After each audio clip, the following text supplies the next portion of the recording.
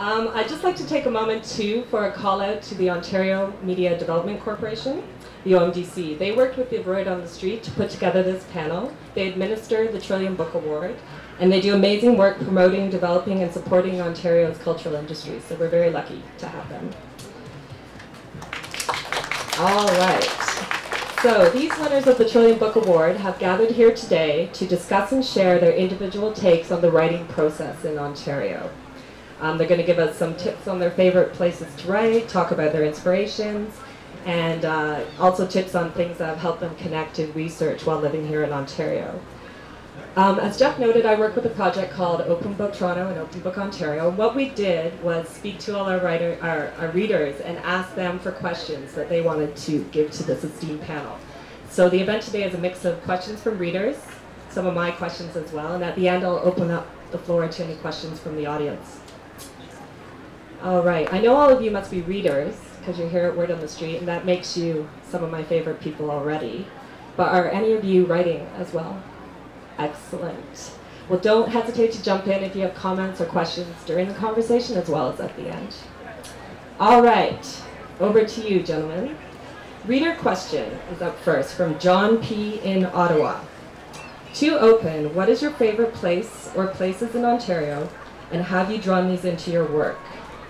Why don't we start with you, Pasha? I know you were hiking this weekend. Is that one of your favorite places? Yeah, like I like camping and canoeing and hiking. I was in Frontenac Park this weekend, and no, I don't draw it into my work at all. In fact, it's like the one thing that I do to get the hell away from my work. Yeah, I don't know my favorite places in Ontario. I really like Yorkdale Mall a lot.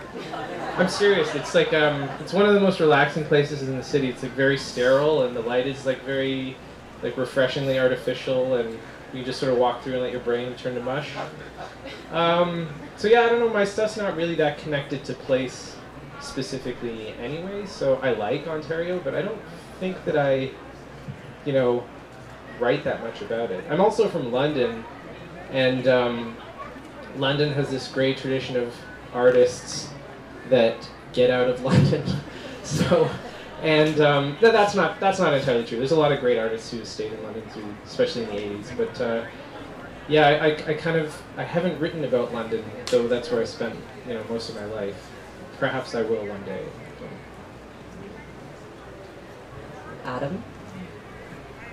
Yeah, I guess I'm the same.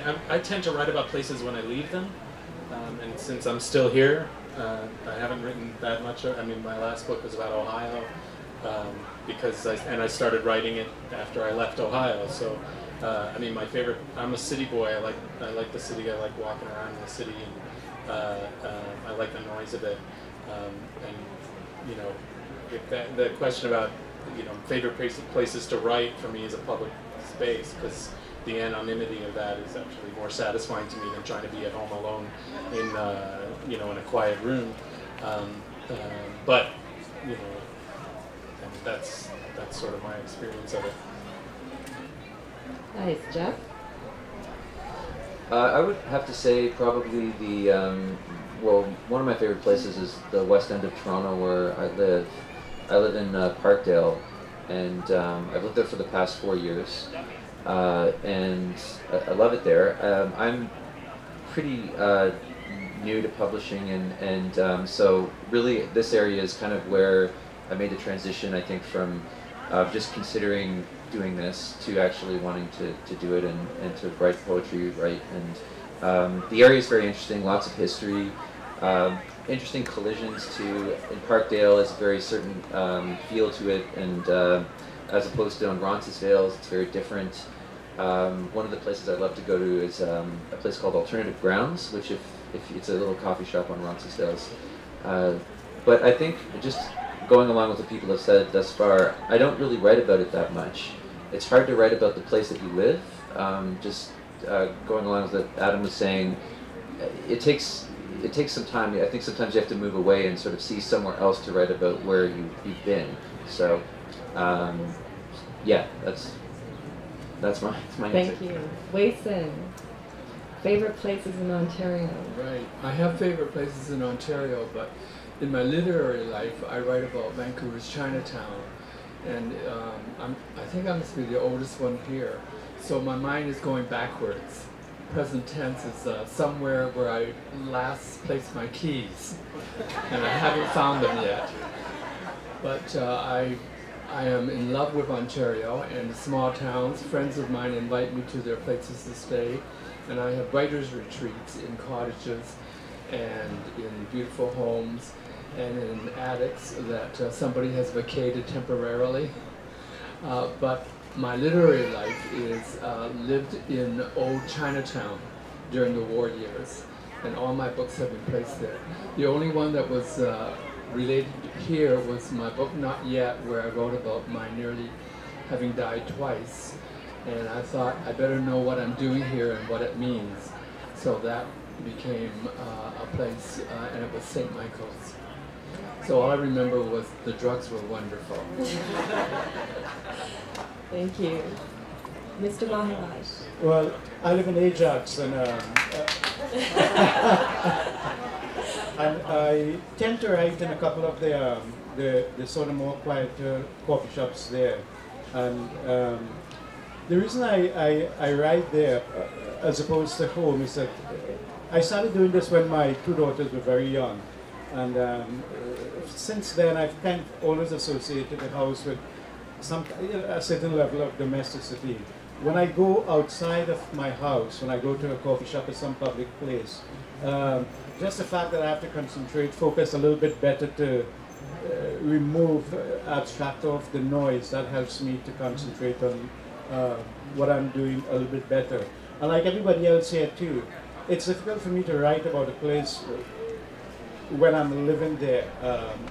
So I need a little bit of time to look at it a little bit at distance before I can write about it. My last book was set in Toronto. I was working at a reference library at that time, right, in residence. But it took me 4 years before I could actually kind of imbibe all of the experiences and kind of make connections between things and actually feel confident to write about it. My most interesting place was any place where somebody comes up and says to me, I never knew Chinatown before, but I really, really got to know another world that I hadn't known before. And at that instance, I know that this is where I want to be, and I'm really glad to meet the person who said that. And that's, I think, all of us, when some reader comes up and really makes a special point of why they like our books. So never hesitate. I kind of have a question to maybe all you guys, you all too, if you write. Like I feel like we're all on the same page about living in Ontario and not writing about Ontario for the most part. And I sort of wonder if Ontario has never struck me as a place with a very distinct cultural identity. Like, you know, it's not Newfoundland and it's not Quebec and it's not even Alberta. And I kind of wonder if that, I can't think of a word that doesn't sound insulting. And I don't mean this in an insulting way, but there's a sort of blankness about the province that maybe lends itself. I mean, we have so many writers here, and very few that I can think of that sort of tell regional Ontario stories. Like Alice Munro, obviously, is one, and we have a few Toronto writers that write about Toronto. But yeah, like I just wonder if that's something that attracts you all to living in Ontario, is like the fact that here maybe there isn't a need to tell Ontario stories because perhaps we don't have like a distinct identity to write from.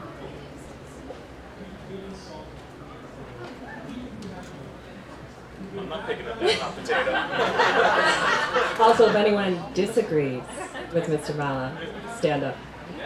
I tend to agree. I think Ontario is still forming itself in a very powerful way. It has currents of art and trends which it follows, and it leads the country in publication and actually decides in many ways for a traditionally long time who will be published and who won't be. And I suspect that the age of Toronto is coming because younger writers are definitely settling themselves into this territory. And I'm reading short stories now where the place is becoming important in a way that they feel they belong. Most of us, I mean my generation, came to Toronto to work and discovered we wanted to stay because there was good money, and then it turned out to be a good life. But my literary situation is where I grew up and had all the memorable conflicts, and that would be in Vancouver's Chinatown. So I think that's partly the reason why, but I think Ontario is coming into its own. And certainly the small town Ontario writers are really coming up strong. I tend to agree with that. In my last book I had this, there was a character who wanted to write a poem sort of representing the city, representing Toronto. And in 25 years he had written 2 lines simply because every time he felt he had nailed the city, it had changed in some kind of irrevocable way. And I think one of the things about Toronto, and to a large extent Ontario itself, is that it's still, there's so many changes taking place that sometimes you might write about a particular part, a particular aspect of the province, of the city, and write about it very, very well. But that would be a small little part, small segment. But unlike other places, New York and London and so on, we haven't really had books that are so representative of this place that people from other countries and so on would say, wow, this is Toronto, this is a book about Toronto. So many changes taking place every day, every week. It's still a place in a state of flux, I think. Well, now that Rob Ford is mayor, I mean, there are going to be hundreds of books coming out about that too. And actually, the sense of siege actually can be very useful.